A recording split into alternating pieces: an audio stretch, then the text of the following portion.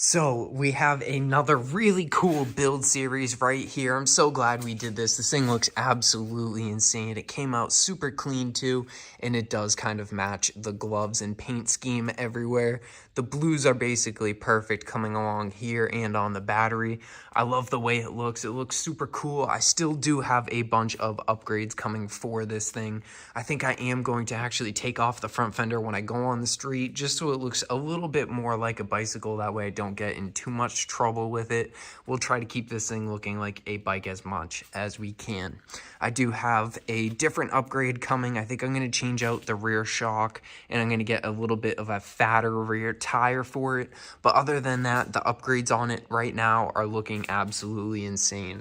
That video that we filmed used about 40%. We're at 59 right now, which is okay to store it at. So I'm keeping it at 59, and when I ride next is when I will charge it up.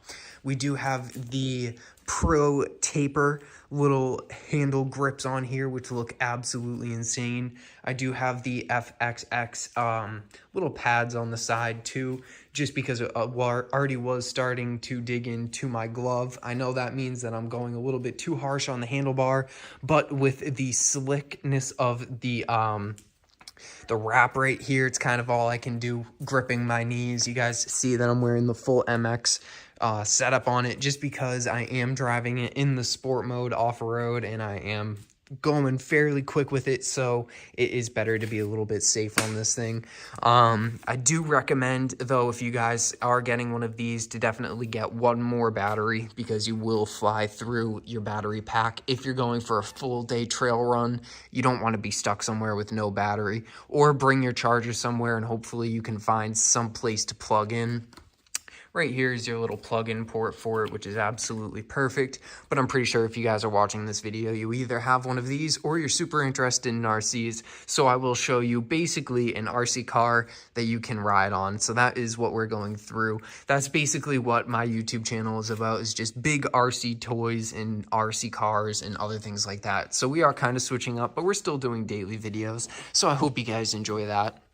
Right here, this was supposed to be for the front shock, but I actually have the extended rear guard on here, which does look better. The normal one comes out to about right here, but it doesn't fit with the wrap that I had, so I had to use the ones from the front shocks. But I did use some custom little plates right here, which do have the number, and it does have some pretty cool writings and some names all over, which is pretty cool.